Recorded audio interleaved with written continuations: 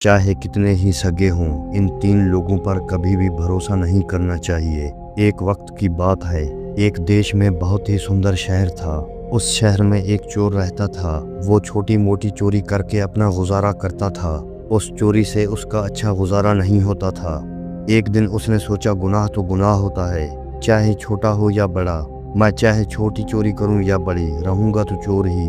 पकड़े जाने पर मुझे सज़ा तो उतना ही मिलेगी, तो क्यों ना मैं बड़ी चोरी करूं। ऐसा सोचकर उसने राजा के खजाने को लूटने की ठान ली। रात होने पर वो महल के अंदर घुस गया और किसी तरह खजाने तक पहुंच गया। वहां पहुंचकर उसने देखा कि खजाने पर कई पहरेदार पहरा दे रहे थे। सख्त पहरा देखकर चोर को लगा उनकी आंखों में धूल झोंकना बहुत मुश्किल काम है, और सोचने लगा, यहाँ तो पहरेदार पहरा दे रहे हैं, अगर मैंने चोरी करने की कोशिश की तो मारा जाऊंगा। ये सोचकर चोर वापस लौट गया। लौटते वक्त उसने सोचा कि खाली हाथ लौटने से तो अच्छा है, कुछ न कुछ तो यहाँ से ले जाऊं, मेरा यहाँ से खाली जाना ठीक नहीं है। चोर के दिमाग में ख्याल आया कि राजा के खलवत खाने में जाना चाहिए, जहाँ पर राजा सोता है। शायद इस वक्त राजा अपने कपड़े उतार कर सो गया होगा। मैं राजा के जेवरात चुरा कर ले आऊँगा और उन्हें पहनकर यहाँ से माल चुरा कर आसानी से निकल जाऊँगा। पहरेदारों को लगेगा कि मैं राजा हूँ, इसलिए वो मेरे रास्ते में नहीं आएंगे और मेरा काम आसान हो जाएगा। ऐसा सोचकर चोर राजा के कमरे के अंदर पहुँच गया और उसने धीरे से पर्दा हटाकर देखा। अंदर का नज़ारा देखकर तो हैरान रह गया। उसने देखा कि राजा अपने बेड पर आराम से सो रहे हैं और रानी बिना कपड़ों के राजा के साथ पलंग पर बैठी है।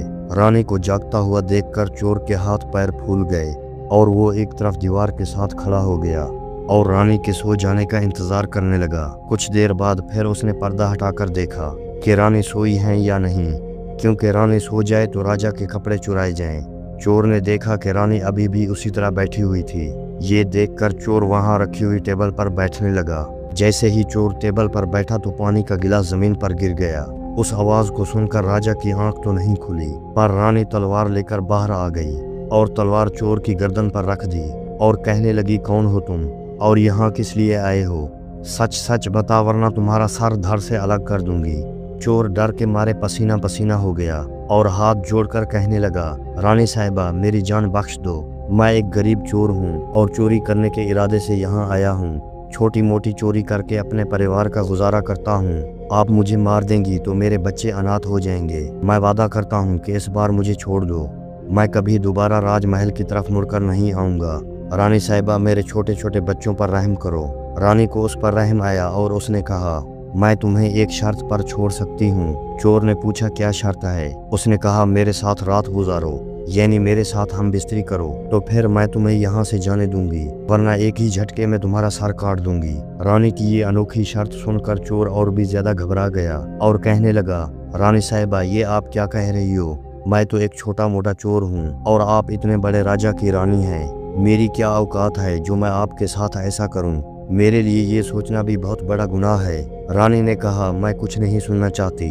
अगर तुम्हें अपनी जान प्यारी है तो मैं जैसा कहती हूँ वैसा ही करो, वरना मरने के लिए तैयार हो जाओ। रानी की ये बात सुनकर चोर की जान हलक में अटक गई। चोर सोचने लगा, आज मैं बहुत बड़ी मुसीबत में फंस गया हूँ। अगर मैंने रानी की बात नहीं मानी तो भी मारा जाऊंगा, अगर मान जाऊं तो भी मारा जाऊंगा। चोर बहुत बड़ी सोच में पड़ गया। आखिरकार रानी के साथ रात गुजारने के लिए तैयार हो गया और कहा, रानी साहिबा मुझे 5 मिनट का वक्त दे।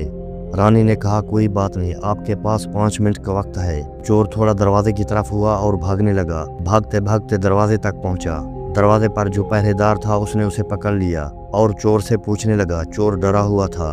उसने पहरेदार को सारी बात बता दी कि मैं एक चोर हूँ और राजमहल में चोरी करने आया हूँ, लेकिन रानी ने उसे पकड़ लिया और छोड़ने के बदले एक शर्त रखी थी कि वो उसके साथ एक रात गुजारे, इसलिए मैं वहां से भाग आया।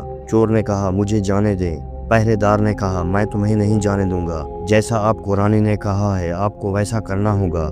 पहरेदार ने ये भी कहा कि तुम जाकर राजा को अपने हाथों से मारो। पहरेदार की ये बात सुनकर चोर और भी ज्यादा घबरा गया। चोर ने सोचा, पहले तो बच सकता था, अब तो बिल्कुल भी नहीं बच सकता। अगर जाकर रानी से ये बात कहूंगा तो वो मेरा सर काट देगी। अब चोर को चारों तरफ मौत ही मौत दिखाई दे रही थी। मजबूर होकर चोर वापस रानी के पास चला गया और कहने लगा, रानी साहिबा मैं आपके साथ रात तो गुजार लूंगा, अगर उस वक्त राजा साहब नींद से जागेंगे तो ना आप बचेंगी ना मैं। राजा साहब हम दोनों को मार डालेंगे, इसलिए आपको एक काम करना होगा, आप अपने हाथ से राजा का सर काट दें। अगर आप इतना कर सकती हैं तो मुझे आपकी शर्त मंजूर है, वरना मैं आपके हाथों मरना पसंद करूंगा।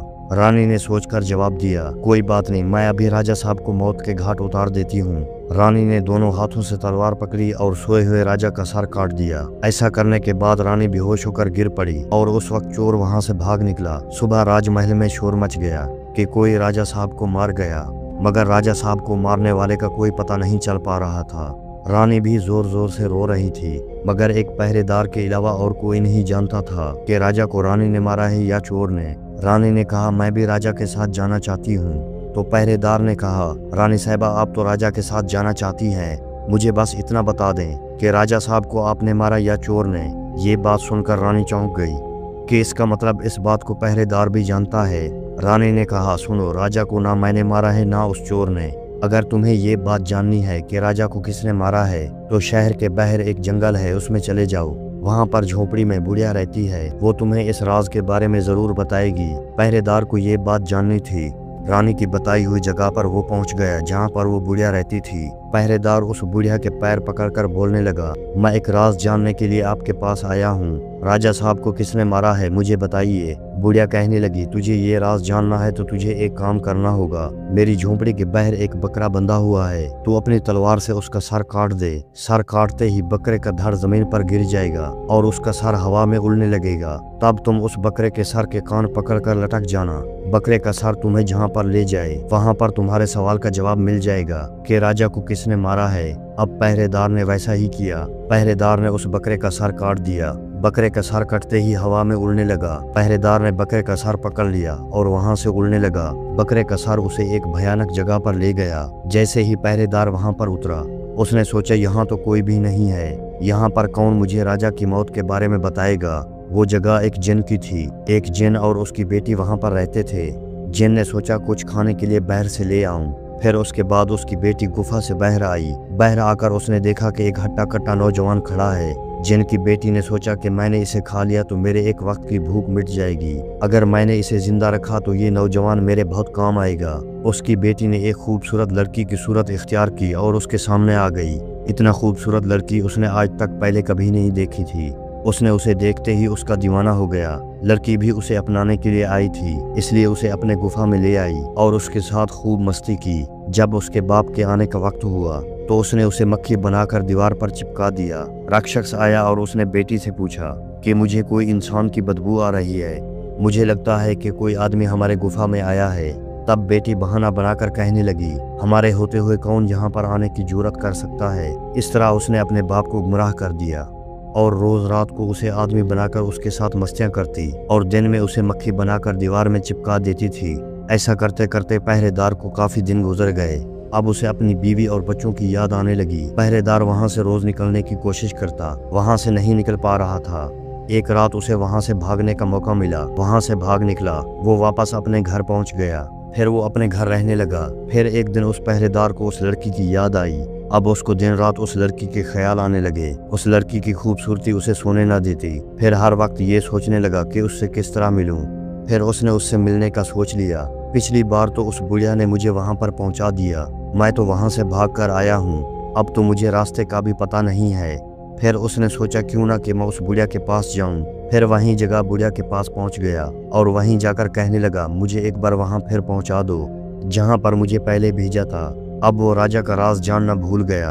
अब उस लड़की का इश्क उसके सर पर सवार था। बुढ़िया ने कहा, पहले तो मेरे पास एक बकरा था जिसके कान पकड़कर आप वहां पर चले गए थे, अब तो वो भी नहीं है। अब मैं तुम्हें वहां पर कैसे पहुंचाऊं?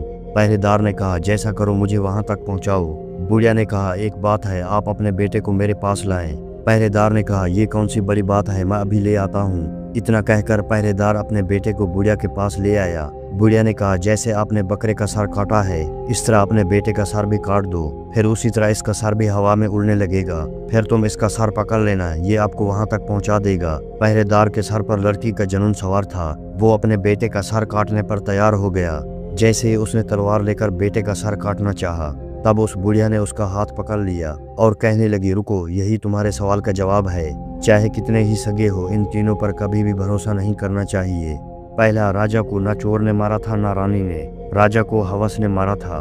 जिस तरह लड़की के प्यार में अंधा होकर तू अपने बेटे को मारने के लिए तैयार हो गया। दूसरा, माल के लालच में आकर कोई भी किसी को मार सकता है। तीसरा, औरत का इश्क, फिर बाद में आदमी को जिंदगी भर पछताना पड़ता है। उम्मीद करते हैं आपको ये सुनाई गई कहानी अच्छी लगी होगी। अगर आपको वीडियो अच्छी लगी तो मेरी वीडियो को लाइक कर दें और मेरे चैनल को सब्सक्राइब कर दें।